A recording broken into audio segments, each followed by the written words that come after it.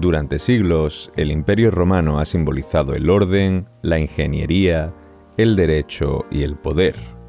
Pero a su vez, también representa uno de los ejemplos más ilustrativos de cómo el estatismo descontrolado, la inflación, la corrupción y la destrucción de los incentivos a la producción de bienes pueden erosionar incluso a la civilización más avanzada.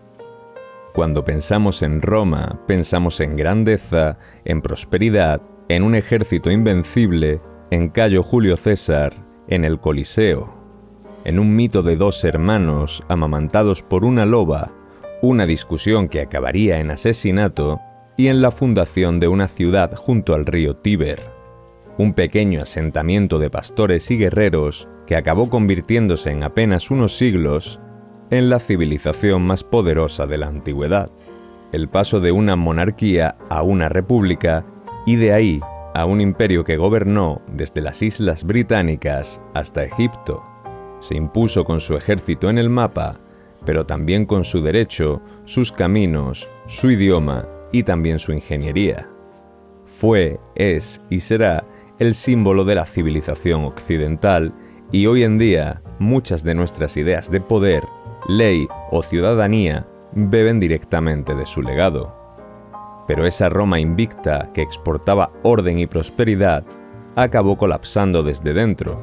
A lo largo de los siglos acumuló vicios políticos, económicos y sociales que terminaron asfixiando su esplendor. Una ciudad de comerciantes y soldados pasó a ser una de súbditos dependientes del poder central. Un sistema que premiaba la obediencia en lugar del mérito, que devaluaba constantemente su moneda y que incitaba a los ciudadanos a dejar de producir y de criticar al poder a cambio de pan y espectáculo. La historia de Roma no es solo la historia de una gran civilización, es la historia de cómo incluso las estructuras más sólidas pueden desmoronarse al concentrar el poder y pervertir los incentivos, y de cómo cuando el Estado lo es todo, el individuo deja de ser algo. Quédense y se lo contamos aquí, en la Bitácora Libertaria, una sección de El Punto ANCAP.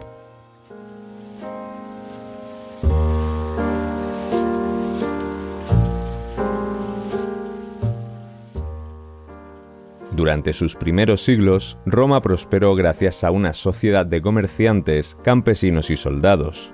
Existía la propiedad privada, la competencia entre familias, y los ciudadanos aspiraban al ascenso social mediante el trabajo, el comercio y el mérito militar. Pero con el paso del tiempo y la expansión del imperio, ese modelo comenzó su transformación. A medida que el Estado crecía, también lo hacía su burocracia, su sistema clientelar y su estructura de subsidios. Los emperadores, a fin de mantener su posición y estabilidad política, comenzaron a repartir trigo de forma gratuita a cientos de miles de ciudadanos, una práctica que con el tiempo se conoció como panem et circenses, pan y circo, medida que comenzó de forma estructurada con Cayo Graco en el año 123 a.C. durante la República Romana. Posteriormente, Cayo Julio César lo amplió y reguló, y ya en época imperial, Augusto institucionalizó el sistema y lo utilizó como herramienta de control social. El objetivo era claro: apaciguar a una población urbana cada vez más dependiente del Estado. Sin embargo, los efectos fueron desastrosos. Roma se llenó de personas que abandonaban sus oficios y sus tierras para vivir de la asistencia pública. ¿Qué razón había para trabajar y producir si el Estado daba alimento y entretenimiento al ciudadano? Esta dependencia creó un sistema perverso en el que los incentivos estaban completamente desalineados. Los impuestos se incrementaban para financiar los subsidios de una población improductiva, lo que desmotivaba a su vez más a la producción. Se calcula que más de 200.000 personas recibían alimentos de forma gratuita en el siglo IV. El campo se vaciaba y Roma llegó a tener una población de más de 1 millón de habitantes, la primera ciudad de la historia en lograr ese número, pero fue debido a esa dependencia de trigo y ocio. Una de las razones de la quiebra del sistema romano fue su colapso monetario. Durante siglos, el denario fue una moneda de plata estable, pero a partir del siglo III, los emperadores empezaron a devaluarla sistemáticamente para financiar el creciente gasto. Gran ejemplo de esto es Caracalla, quien en el 212 después de Cristo redujo la plata del denario de forma significativa. Desde la introducción del denario en el sistema económico romano en el 211 a.C., la moneda, en sus orígenes casi formada por plata en su totalidad, fue perdiendo su contenido en plata hasta bajar del 50% durante el periodo de Caracalla. Caracalla introdujo también el antoniniano en el año 215, una nueva moneda que, a pesar de tener el valor nominal de 2 denarios, su contenido en plata era solo entre un 60 y un 70% aproximadamente de plata de 2 denarios. Lo que supuestamente debía ser el doble de plata en esta nueva moneda fue menos de 1,5 veces con respecto a la moneda original. Tras décadas de inflación y caos monetario, el Imperio Romano ya no era una máquina de prosperidad, sino un coloso tambaleante. Los emperadores intentaban sofocar revueltas internas, contener invasiones y alimentar a una población cada vez más dependiente del Estado. En este contexto llegaron 2 figuras clave, Aureliano y Diocleciano, quienes representaban los últimos intentos desesperados de un sistema por sostenerse. Aureliano, que gobernó entre el 270 y 275 después de Cristo, asumió el poder en medio de una profunda crisis.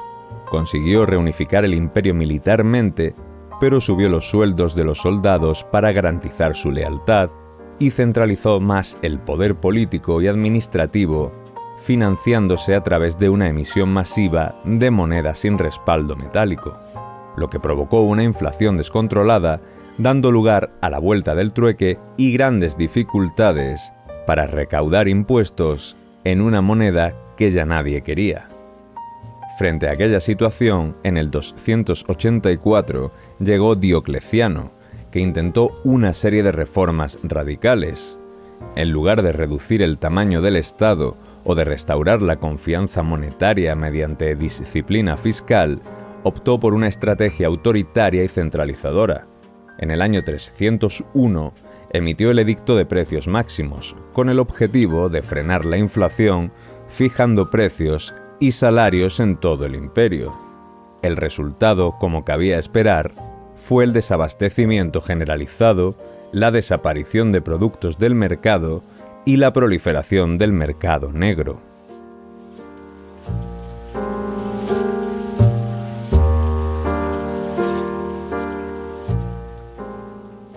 Aunque el Imperio Romano de Oriente y su capital Bizancio sobrevivieran casi 1000 años más, el colapso del Imperio Romano de Occidente en el año 476 marcó el fin de una era. No cayó de la noche a la mañana ni por un único motivo.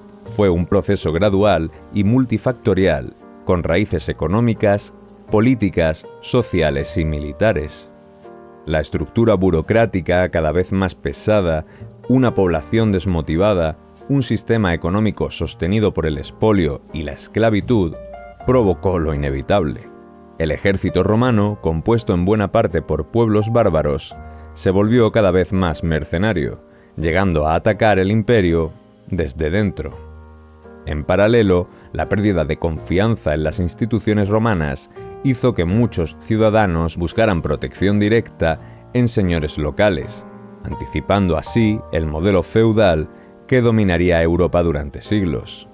El golpe definitivo llegó cuando el jefe bárbaro Doacro depuso al último emperador romano de Occidente, Rómulo Augustulo, en el 476. No hubo una gran batalla ni un evento dramático. Simplemente ya no quedaba nada que defender. La civilización más avanzada del mundo antiguo se vino abajo. Roma no cayó por un solo error, sino por la suma de muchos. Por haber abandonado los principios que lo hicieron fuerte: el esfuerzo individual, la responsabilidad, la innovación y el respeto por la propiedad. Roma cayó porque se convirtió en un estado gigantesco, burocrático, ineficiente y cada vez más autoritario. Subió impuestos sin control, devaluó su moneda hasta hacerla inútil, persiguió a comerciantes, intentó fijar precios desde el poder y convirtió a ciudadanos productivos en súbditos dependientes.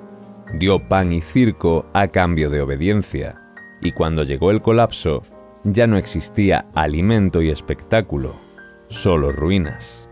La historia de Roma es también un espejo en el que podemos mirarnos hoy, porque las civilizaciones no son eternas y los errores, cuando se repiten, traen las mismas consecuencias.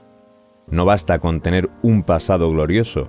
Si el poder se concentra, si los incentivos se pervierten y si la libertad se sacrifica por comodidad, el desenlace es siempre el mismo.